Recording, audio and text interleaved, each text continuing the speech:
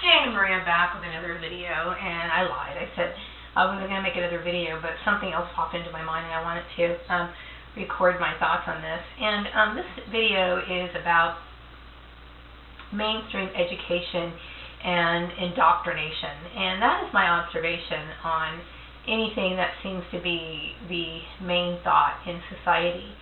So when it comes to, like, for example, the school system. Now, I'm not bashing the school system entirely, okay, because I know there are certain things that are taught in the educational system that are absolutes, right?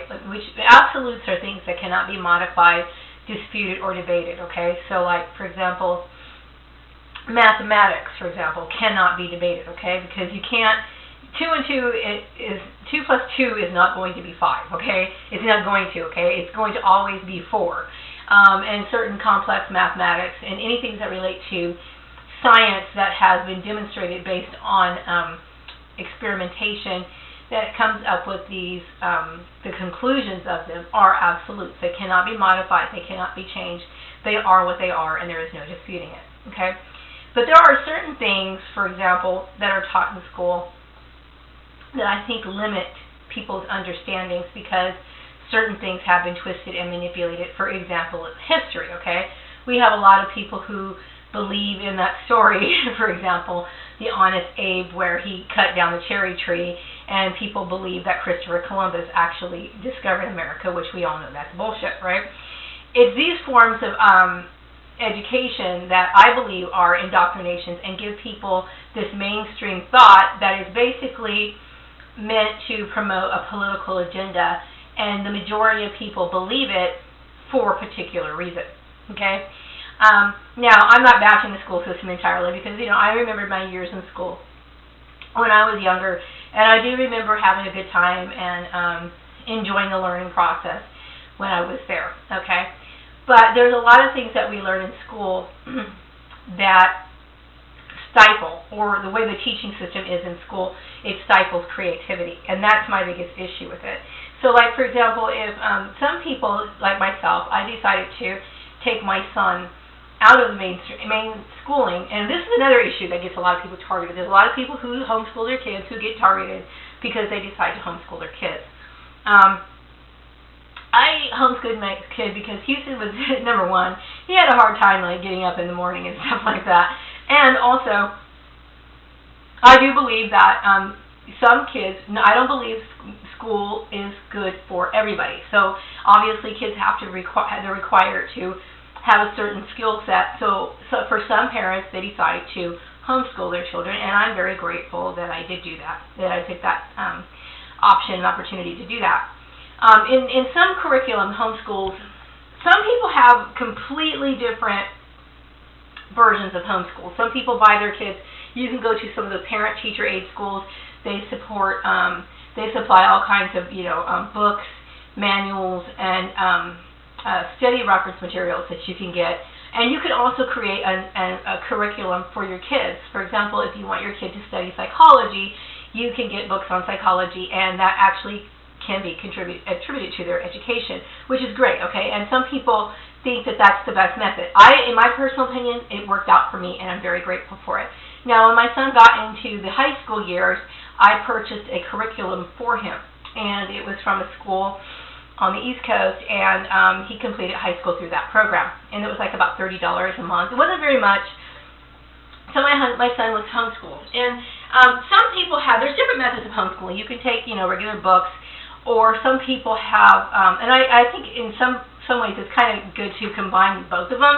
I didn't have the opportunity to do that, but there is some things called unschooling, and unschooling is like instead of talking about issues that related to history and reading them, instead of reading them, maybe they might take their kids to, like, a museum or find alternate methods of stimulating them. Maybe they might read a video and then use cross-reference materials. Like in school, like, for example, when you were learning about, for example, certain things that happened in history, okay, and then you might go to a museum after you learned about those issues in history, and then you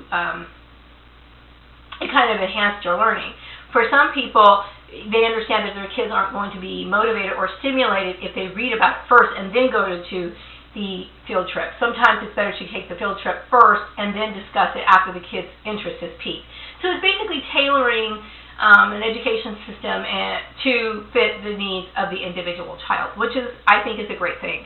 Now, another thing about mainstream indoctrination is, like, for example, when I was younger, I used to watch after-school specials, and by watching these TV shows, you have this belief system that the world is really kind and that there is no such thing as racism, because, like, a lot of after-school specials, they'll show things like black and white kids, getting along harmoniously, or black people being welcomed in a neighborhood or some weird shit like that, that you ordinarily don't see in television. And so for people who are indoctrinated by mainstream thought, and that includes things like the media and television, in real life, they are going to be in for a rude awakening, okay? And I was one of those people. I realized that racism existed. My father tried to warn me, but because of my programming from mainstream television, I really did not realize how severe the problem was. I mean, racism is a very huge issue.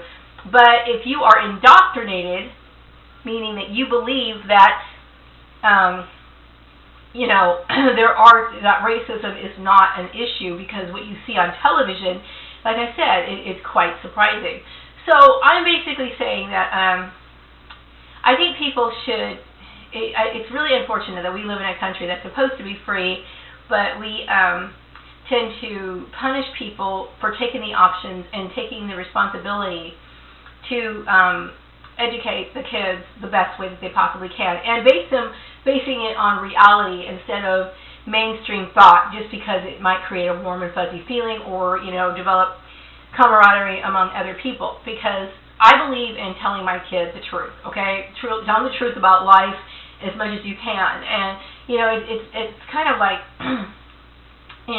people, I don't like to sugarcoat things, because, there's a lot of things that my family was, like my father tried to tell me that racism existed. But I believe that the power of the mainstream media and all these other sources had more of an impact on me at that time when I was younger than what my father, which I really do regret not listening to him, was actually, I wish I would have not paid attention to that. So as an adult, I feel I'm very leery of things that, certain fads, I'm leery of certain, belief systems or whatever. I have to look at it from a completely different perspective because I'm a realist, okay? Going back to indoctrination, I do believe that I'm not bashing the school system, but I will say that I don't believe that it truly educates people. I believe that the majority of people who come out of the education system, I'm not saying that they're not learning anything, okay, that's not what I'm saying, but I do believe that it provides a cookie-cutter mindset and worldview of the world, and I think it stifles creativity. And when people are in large numbers are so focused on this mainstream thought and this belief and this idea that the only way that they can obtain knowledge is through the school system, they miss out on certain opportunities, and it stifles their creativity. I think I said in one of my other videos about how some of the most remarkable contributors in society really did not adhere to the mainstream thought. Now, that's not to say that I'm encouraging people to take their kids out of school. If that works for them, and that method of learning works for them, then I think that that's something they need to continue with. But if their kid is just not stimulated, or maybe their kid is better off, curling up with a book and sitting into a corner all by themselves and learning on their own, maybe that's the method that they need to maybe that's the method they need to take. I think it's not a one-size-fits-all. Everybody's an individual, whether they look at themselves that way or not. And I think a lot of kids could do better if maybe they would be removed from the school system, because that might be the solution to the problem, And as an individualist, I support free thought as long as it doesn't hurt other people, and it gives you a certain sense of satisfaction, and if you benefit from it, if you learn from it, if you tend to thrive as an independent studier more so than a person who has the ability, who can sit in a classroom and learn in a group setting, then that's something for them. And for certain people who have kids who aren't doing good in public school, that is certainly an option for them, and they need to look at that, and I don't think other people on the outside should, scoff them or try to persuade them to stick it out in the school system. If it's not working for them, it's not working for them, and they should find what works for them. So anyway, I'm going to wrap up this video, and this is my last video because it's almost time for bed. So I hope you have a wonderful evening. Good night.